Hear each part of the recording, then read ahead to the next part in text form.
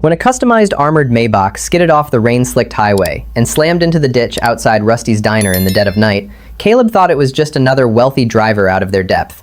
But when three men in tactical gear stepped out of a trailing SUV with suppressed weapons drawn, the hair on the back of his neck stood up. They weren't there to help the woman trapped in the back seat. They were there to finish a job. For the first time since he left the SEAL teams, Caleb felt the familiar, icy calm wash over him. He looked at his 6-year-old daughter sleeping in the booth, tucked his diner apron into his jeans, and reached for the heavy cast-iron coffee pot. Someone was about to make a fatal mistake. The rain in Seattle hadn't stopped for 3 days, washing the neon glow of Rusty's diner into a blurred, bloody smear across the wet asphalt. Caleb Mitchell wiped down the counter with a rag that smelled faintly of bleach and stale coffee. At 34, his face carried the hard, weathered lines of a man who had seen too much sand, too much blood, and too many friends loaded onto C-17 transport planes in flag-draped aluminum boxes. After 12 years in Naval Special Warfare Development Group, DevGru, he had traded his rifle for a spatula to be a father. His daughter, Lily, was asleep in the corner booth, her small chest rising and falling beneath a faded denim jacket. She had severe pediatric asthma, and the medications were drowning Caleb in debt. The night shift at Rusty's barely covered the rent on their cramped one-bedroom apartment, let alone the inhalers and specialist visits. The bell above the door chimed, cutting through the low hum of the refrigerator. Caleb didn't look up immediately. He was used to the midnight drifters. But the heavy, synchronized thud of tactical boots on the linoleum made him freeze. 3 men walked in. They wore dark rain slickers, but Caleb's trained eyes immediately registered the bulk of Kevlar vests beneath the nylon. He noted their positioning, one taking the door, one moving to the blind spot by the restrooms, and the leader advancing toward the center of the room. They had the disciplined, sweeping gaze of operators clearing a room. And under the leader's coat, the unmistakable rigid outline of a suppressed, compact submachine gun. A moment later, the door flew open again. A woman desperately wheeled herself inside, drenched and gasping for air. Her manual wheelchair was top tier, ultralight titanium, but the wheels were clogged with mud. She wore a tailored charcoal blazer ruined by the storm. Her eyes, a striking, piercing blue, darted around the empty diner before locking onto the men. "Victoria Sterling," the leader said, his voice a low gravel that barely carried over the rain outside. "End of the line. The boss says it's time to cash out." Victoria's jaw tightened. She didn't scream. She didn't beg. She simply glared at him with a terrifying, aristocratic defiance. "Preston sent you," she said, her voice steady despite the shivering of her shoulders. "He's cheaper than I thought, hiring local muscle instead of doing it himself." "Nothing local about us, ma'am," the man smirked, drawing the weapon. Caleb's mind snapped into a hyper-focused overdrive. Time slowed. He had 3 targets, heavily armed, body armor. He had a glass coffee pot and a 6-inch serrated steak knife resting on the cutting board behind the counter. Lily was 15 feet away, out of the immediate line of fire, but a stray bullet through the booths could be lethal. There was no time to think, only to act. "Hey!" Caleb barked, stepping out from behind the counter. The leader instinctively turned his head toward the shout. That split second was all Caleb needed. With a vicious, practiced motion, he hurled the boiling hot glass coffee pot directly at the leader's face. It shattered against the man's cheekbone, sending scalding liquid and jagged glass across his eyes. The man screamed, his finger pulling the trigger in a reflexive spasm. A suppressed thwip, thwip, thwip tore into the ceiling tiles, raining plaster down on the counter. Caleb was already moving. He vaulted the counter, clearing it with the explosive power of a coiled spring. He landed right in front of the blinded leader, driving the heel of his palm upward into the man's chin with bone-crunching force. The man's head snapped back, his lights going out instantly. He crumpled to the floor. The man by the door raised his pistol. Caleb grabbed the falling leader's submachine gun by the hot suppressor, ripping it from his limp grip, and hurled the heavy weapon like a club straight at the second gunman's chest. It struck him hard, staggering him backward against the glass door. Caleb closed the distance in 2 strides. The gunman tried to recover, bringing his pistol to bear, but Caleb deflected the barrel outward with his left forearm while stepping inside the man's guard. He delivered a brutal, crushing knee to the man's groin, followed by a sharp, twisting elbow strike to the temple. The second man dropped like a stone. The third man, positioned near the restrooms, had a clear shot. He leveled his weapon at Caleb. "Daddy!" Lily screamed, jolted awake by the commotion. The distraction was fatal for the gunman. As his eyes flicked toward the child for a microsecond, a heavy ceramic mug thrown with pinpoint accuracy by Victoria Sterling caught him squarely in the throat. He gagged, lowering his weapon for a fraction of a second. Caleb closed the gap, grabbed the man's gun hand, twisted the wrist until a loud snap echoed through the diner and swept his legs out from under him. As the man fell, Caleb delivered a precise, open-handed strike to his carotid artery. The diner fell dead silent, save for the rain lashing against the windows. It had taken exactly 7 seconds. Caleb stood, chest heaving slightly, his knuckles bruised. He kicked the weapons away from the unconscious men and walked over to Victoria. She was staring at him, her chest rising and falling, her blue eyes wide with a mixture of shock and intense calculation. "You're not a fry cook," she said, her voice trembling just slightly. "And you're not a local," Caleb replied, his tone flat. He turned to his daughter. "Lily, grab your backpack. We're leaving before the cops get here." "Wait," Victoria said, grabbing his wrist. Her grip was surprisingly strong. "Who are you?" "Nobody," Caleb said, pulling his hand away gently. "Just a guy who hates seeing blood on his floor." The police investigation made the local news, but the details were heavily sanitized. Failed robbery at Highway Diner, no mention of suppressors, body armor, or the fact that the men were carrying military-grade encrypted comms. Caleb knew a cover-up when he saw one. He took a leave of absence from the diner, moving Lily into a cheap motel under a fake name, sleeping with a loaded Glock 19 under his pillow. 4 days later, the knock came. Caleb had his gun leveled at the door before the second rap echoed. He peered through the peephole. Standing outside in the driving rain was an elderly gentleman in a bespoke Savile Row suit, holding a black umbrella. He looked like an English butler who had accidentally wandered into a slum.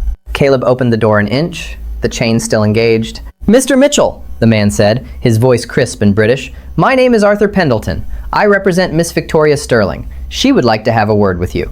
"Tell her I'm busy," Caleb said, moving to shut the door. "She expected you might say that," Arthur said smoothly, slipping a thick, cream-colored envelope through the crack. "She also asked me to inform you that Dr. Eris Thorne at Seattle Children's Hospital has received an anonymous donation. Your daughter's medical debts have been cleared, in full. Furthermore, a trust has been established to cover all future respiratory treatments." Caleb froze. He looked at the envelope, then at Arthur, his jaw clenched. "You people shouldn't have dug into my life." "When one is saved by a ghost, Mr. Mitchell, one tends to search for the grave," Arthur replied calmly. "Miss Sterling is waiting in the car. Please, it is a matter of life and death. Hers, specifically." 10 minutes later, Caleb was sitting in the back of an armored black SUV. Victoria sat opposite him. In the harsh daylight, he could see the dark circles under her eyes, the exhaustion masked by flawless makeup and a posture of absolute authority. "Chief Petty Officer Caleb Mitchell," Victoria said, holding a slim tablet. "Silver Star, 3 Bronze Stars with Valor, 12 years in Dev Gru. Honorable discharge following an IED blast in Syria that left you with minor shrapnel scarring and, according to this, severe survivor's guilt. You left the teams because your wife passed away in a car accident while you were deployed, leaving you a single father." Caleb's eyes turned to ice. "Stop talking, or I'm getting out of this car." Victoria lowered the tablet. "I apologize. I don't mean to be callous. I am a woman who thrives on information, and right now, I have a desperate lack of it regarding my own survival." She leaned forward. "I am the CEO of Sterling Dynamics. We manufacture advanced guidance systems for the Department of Defense. 6 months ago, I was involved in a helicopter crash during a site visit in Alaska. The official report said mechanical failure. It severed my spinal cord, putting me in this chair permanently. But it wasn't an accident. It was sabotage." "And the men at the diner?" Caleb asked. "Private military contractors. Specifically, a black book outfit called Aegis Solutions. Highly trained, completely deniable. They were hired to finish the job the helicopter crash started. Why? Because in 2 weeks, Sterling Dynamics is voting on a merger with a massive Chinese conglomerate. A merger that would essentially hand over next-generation American defense tech to a foreign power. I am the majority shareholder, and I am voting no. My chief operating officer, Preston Hayes, is orchestrating the deal. If I am dead before the board meeting, my shares go into a blind trust controlled by the board. The merger goes through. Preston walks away with $1 billion. Victoria looked him dead in the eye. My security detail is compromised. The local police are paid off. The FBI won't act without hard proof, which Preston is too smart to leave behind. I am completely alone, Mr. Mitchell, and I need a ghost. I'm out of that life. Caleb said softly. I have a daughter to think about. Which is exactly why you should take my offer, Victoria countered. I am offering you $2 million a year to be my personal director of security. You and Lily will move into my estate. It is a fortress. She will have a private tutor, the best medical care on earth, and a life completely insulated from poverty. In exchange, you keep me breathing until the board meeting in 14 days. Caleb looked out the tinted window at the rain. $2 million. It was blood money. But it was also a future for Lily. A future where she wouldn't have to wheeze through the night in a damp apartment. He turned back to Victoria. If I do this, I do it my way. Total operational control. I vet everyone. I change your schedules. I dictate your movements. If I tell you to jump, you ask how high. Understand? Victoria offered a faint, razor-sharp smile. I'm in a wheelchair, Caleb. I don't jump. Then you roll, Caleb said. Fast. The Sterling estate was less a home and more a modernized medieval keep located on a private peninsula overlooking Puget Sound. High concrete walls, topped with wrought iron, concealed advanced motion sensors and thermal cameras. But as Caleb drove through the massive iron gates, with Lily asleep in the passenger seat, his tactical mind immediately began cataloging the flaws. The security guards at the gate were heavy-footed and complacent. The camera angles left a massive blind spot near the eastern seawall. The communication frequencies the guards were using were unencrypted civilian bands. It wasn't just poor security, it was a deliberate invitation for an assassination. Victoria met them in the grand foyer. The interior was a breathtaking display of glass, dark wood, and modern art. Arthur was by her side, holding a silver tray with hot chocolate for Lily. Welcome to your new home, Lily, Victoria said, her voice softening in a way Caleb hadn't heard before. She wheeled herself closer, putting herself at eye level with the little girl. Arthur will show you to your room. It has a view of the ocean, and I had them stock it with all the art supplies you could ever want. Lily, shy but wide-eyed, looked at her father. Caleb gave a slow nod. Go ahead, sweetie. I need to talk to Miss Sterling. Once Arthur and Lily disappeared up the grand glass staircase, Caleb turned to Victoria, his demeanor instantly shifting to pure business. Your security is a joke, Caleb said flatly. Your perimeter guards are contractors from a discount firm. The cameras are misaligned. Whoever set this up wants you dead. My head of security was handpicked by Preston Hayes while I was in the hospital recovering from the crash, Victoria replied bitterly. His name is David Granger. Fire him, Caleb said. Right now. Give me his severance papers. I'll deliver them myself. Caleb, if I fire him without cause, Preston will know I suspect him.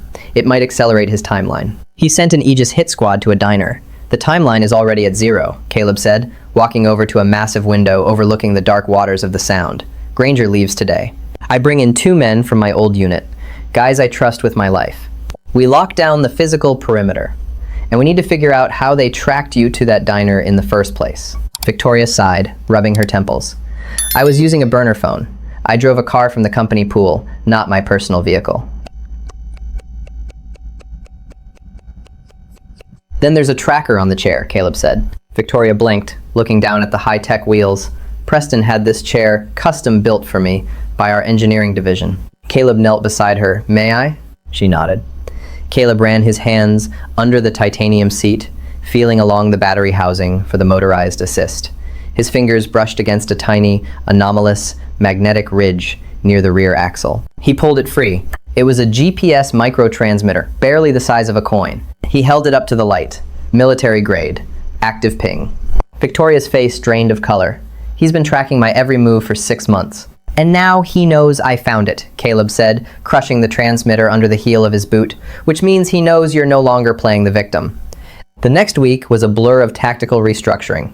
Caleb brought in 2 former SEALs, Jackson and Miller, quiet professionals who immediately purged the estate of Hayes' security personnel. They set up a nerve center in the basement, establishing overlapping fields of fire, drone surveillance, and biometric locks. Despite the tension, a strange domestic rhythm developed. Caleb spent his days auditing Sterling Dynamics cybersecurity and shadow-tailing Victoria to her closed-door meetings. At night, he would find Victoria in the library, helping Lily with her math homework. Underneath the cold, calculating billionaire exterior, Caleb saw a woman fiercely protective of the innocent. She had built an empire in a world dominated by ruthless men, and they had broken her back for it. Caleb found himself admiring her resilience more than he cared to admit. On the 8th day, the war went hot. Victoria had to attend a mandatory preliminary board meeting at the Sterling Dynamics downtown headquarters. It was inescapable. Caleb insisted on a 3-car decoy convoy. Victoria rode with Caleb in an armored transport van disguised as a plumbing vehicle. As they descended into the underground parking garage of the Sterling Tower, the hairs on Caleb's arms stood up. The garage was too quiet. The attendant's booth was empty. Jackson. Caleb spoke into his throat mic. What's the thermal sweep of the garage look like? Static. Jackson, report. Nothing but a harsh, jamming hiss in his earpiece. Hold on tight, Caleb said to Victoria, throwing the heavy van into reverse. Before the tires could grip the concrete, a massive explosion rocked the upper levels of the garage. Concrete dust rained down, and the reinforced steel security gates at the top of the ramp slammed shut, locking them in. From the shadows of the lower levels, 4 black SUVs' headlights snapped on, illuminating the van. Caleb, Victoria whispered, gripping the armrests of her chair. Stay low, Caleb growled, drawing his weapon and slamming his foot on the gas, driving straight toward the blinding lights. They were trapped in the Viper's nest, and the only way out was through. The heavy Ford Transit van, retrofitted with B6, level ballistic steel, and inch-thick polycarbonate glass, roared like a caged beast as Caleb slammed the accelerator to the floorboards. The 4 black SUVs fanned out, attempting to form a steel barricade at the base of the parking garage ramp. Brace yourself! Caleb roared over the sudden, deafening chatter of automatic gunfire. Sparks showered the dimly lit garage as 5.56mm rounds chewed into the van's reinforced grille and skipped off the sloped windshield. Spiderweb fractures blossomed across the glass, but the polycarbonate held. Caleb didn't flinch. His eyes were locked on the narrowest gap in their blockade, the space between the center SUV and the concrete support pillar. Caleb, they're going to box us in, Victoria shouted, her hands gripping the steel safety handles welded beside her anchored wheelchair. Despite the chaos, her voice was remarkably steady. Not if we don't stop, Caleb grunted. He didn't hit the brakes. Instead, he downshifted, letting the engine whine hit a screaming crescendo and threw the steering wheel hard right, then violently left, utilizing a modified pit maneuver using the sheer mass of the armored van. The reinforced steel bumper caught the rear quarter panel of the Aegis SUV just as it tried to close the gap. The impact sounded like a bomb detonating. The 2-ton SUV was violently spun on its axis, its tires screaming against the polished concrete before it slammed side-on into the load-bearing pillar. The airbags deployed in a cloud of white powder, neutralizing the driver and passenger instantly. Caleb punched through the opening, taking the van down to the sub-level 4 at breakneck speed. They have the upper exits locked down and they've jammed our comms, Caleb said, his eyes darting between the side mirrors and the labyrinth of concrete ahead. 2 remaining SUVs were already recovering, their headlights cutting through the dust, accelerating in pursuit. We can't go up, we go down. Sub-level 5 is a dead end, Victoria warned, frantically pulling a ruggedized tablet from her briefcase. It's a maintenance bay for the HVAC chillers. That's exactly what I'm counting on, Caleb replied. Under your seat. Black Pelican case. Open it. Victoria unlatched the heavy waterproof case. Inside, resting on custom-cut foam, was a compact MK-18 CQBR assault rifle, complete with a holographic sight and a suppressor, alongside 4 loaded magazines. Do you know how to use it? Caleb asked, sliding the van around a tight corner, the tires smoking. I manufacture the guidance systems for the Hellfire missile, Caleb. I know how a safety catch works, Victoria said coldly, racking the charging handle with a sharp, metallic clack. Good. Don't shoot unless they breach the glass. Caleb hit the ramp to sub-level 5. As they descended, the lighting grew sparse, giving way to the massive, humming industrial chillers that regulated the 70-story Sterling Dynamics tower above them. The van hit the bottom floor, skidding to a halt near a massive, chained-link fence that cordoned off the city's subterranean drainage and utility tunnels. Hold on, Caleb said. He didn't slow down. He aimed the van directly at the heavy chain-link gates. They crashed through the steel mesh, dragging the torn fencing beneath the chassis with a horrific screech. Caleb killed the headlights immediately, plunging them into the pitch-black utility tunnel. He flicked a switch on the dashboard, activating the van's military-grade infrared front-facing camera. The dashboard screen glowed green, illuminating the damp, cavernous tunnel ahead.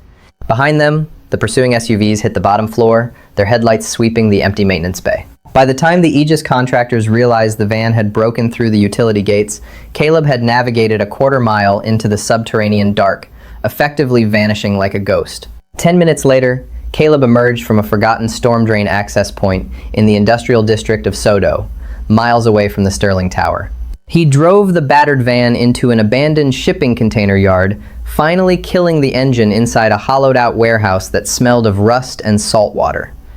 The silence that followed was heavy, ringing in their ears after the deafening roar of the ambush. Caleb exhaled slowly, checking his sidearm before turning to Victoria. She was pale, her knuckles white as she gripped the Mark 18, but she was entirely unharmed. "Are you hit?" he asked softly. "No," she breathed, lowering the weapon. She looked at the cracked bulletproof glass, then at Caleb. "You planned for the garage." "I planned for everything," Caleb said, unbuckling his harness. "Jackson and Miller are blind right now, but they have their standing orders. They're moving Lily to the secondary safe house, a fortified cabin up near Snoqualmie Pass. She's safe. But we have a massive problem. Preston just tried to execute me in broad daylight at my own corporate headquarters," Victoria said, anger finally replacing the shock in her eyes. "He's desperate." "Desperate men make mistakes," Caleb said, grabbing a tactical flashlight and moving to the rear of the van. He opened a secure locker, pulling out a hardened military laptop and a satellite uplink module. "But this doesn't make sense. If he kills you today, the board will demand a massive federal investigation. It will delay the merger with the Chinese by months, maybe years. Why accelerate the timeline to 0? Victoria frowned, taking the laptop from Caleb. "Unless the merger isn't the primary goal. Unless it's a smokescreen."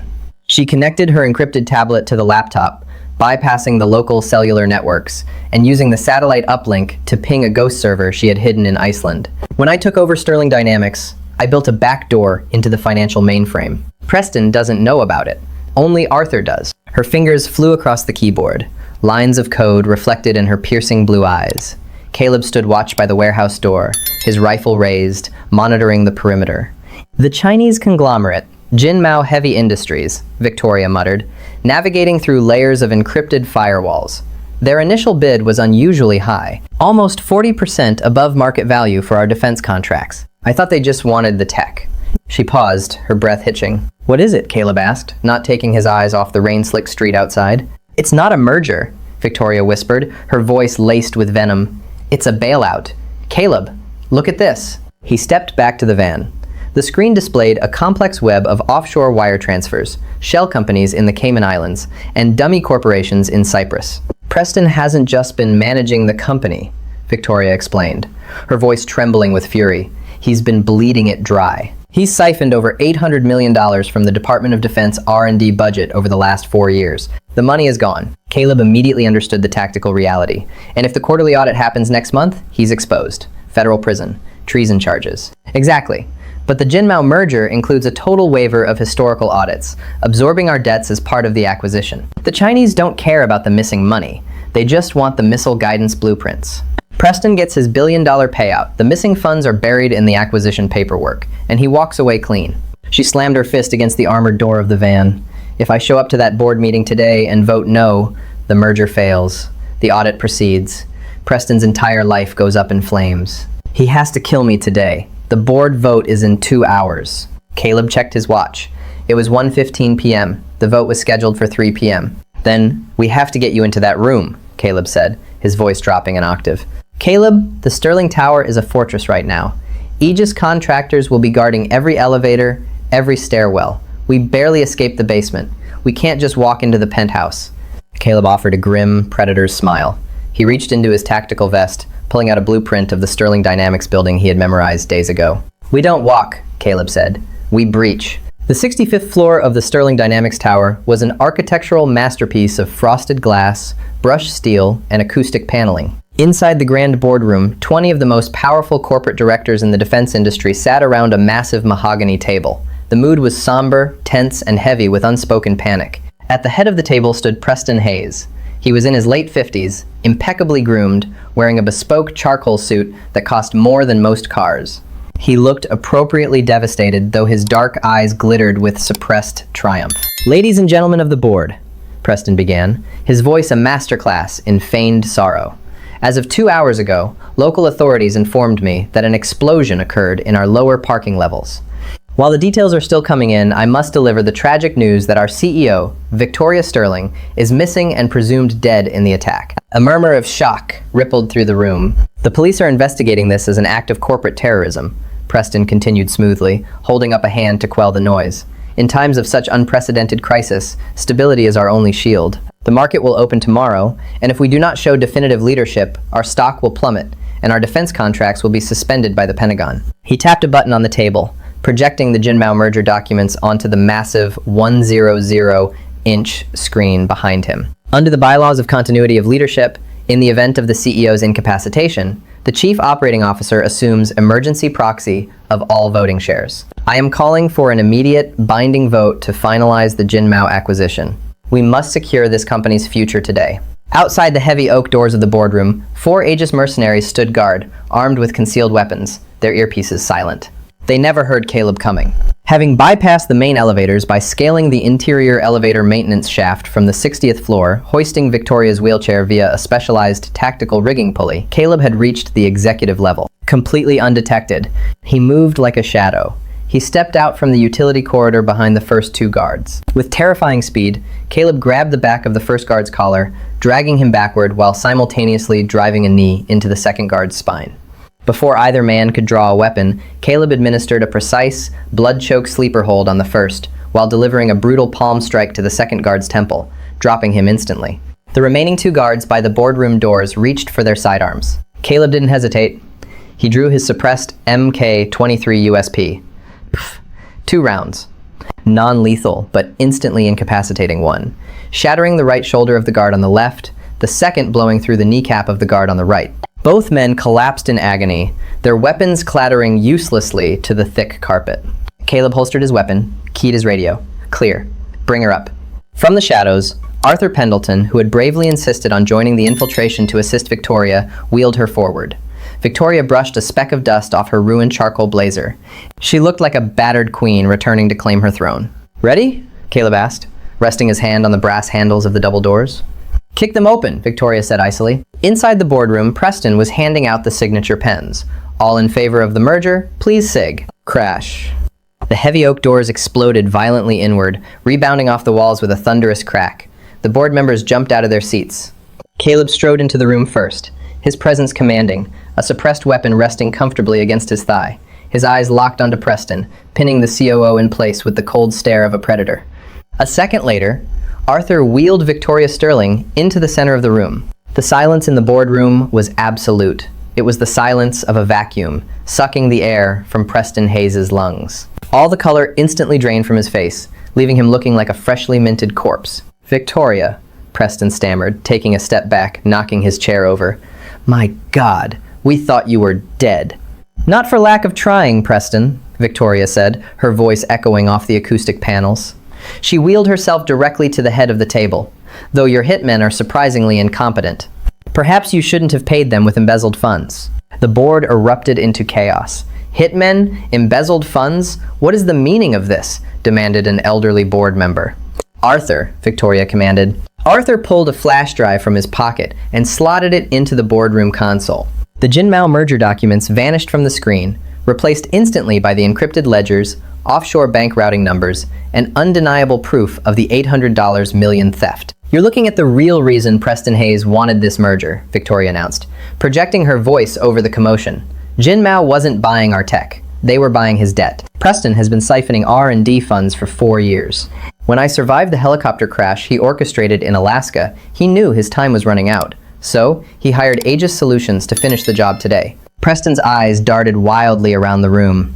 The exits were blocked by Caleb. The evidence was irrefutable. The bespoke suit suddenly looked like a prison uniform. This is a fabrication, Preston shouted, his voice cracking with panic. She's unstable! The crash compromised her mind! Security! Get her out of here! No one came. Your security team is currently napping in the hallway, Caleb said, his voice a low, gravelly threat that chilled the room. And the FBI is currently riding the elevators up to this floor. Arthur made a phone call from the lobby. Realizing he was trapped, the veneer of the sophisticated executive shattered. Preston lunged. He didn't go for Victoria. He went for the heavy crystal water pitcher on the table, aiming to smash it into the server console to destroy the flash drive. He didn't make it 2 steps. Caleb moved with blistering speed.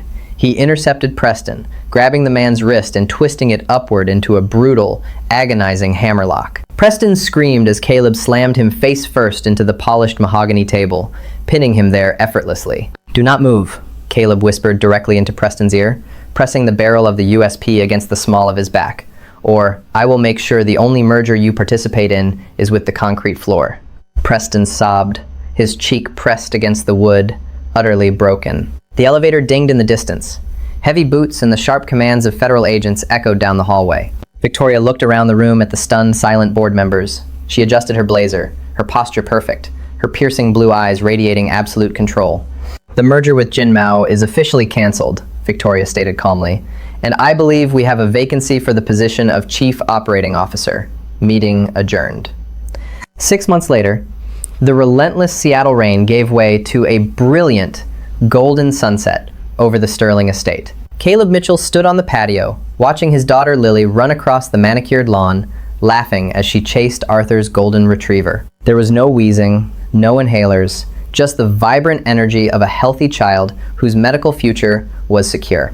The $800 million had been recovered. Preston Hayes was facing life in federal prison without parole, and Aegis Solutions had been dismantled by the Department of Justice. Behind Caleb, the soft whir of servos hummed. He turned to see Victoria stepping out onto the patio. She wasn't in her chair. Supported by an advanced, lightweight titanium exoskeleton, the first prototype from Sterling Dynamics' newly purged and refunded R&D division, she walked slowly, proudly, to his side. Caleb smiled, offering his arm not as her security detail, but as her partner. Some battles were meant to be fought alone, but the best victories were the ones shared. If this high-stakes story of loyalty, tactical brilliance, and a father's love kept you on the edge of your seat, hit that like button.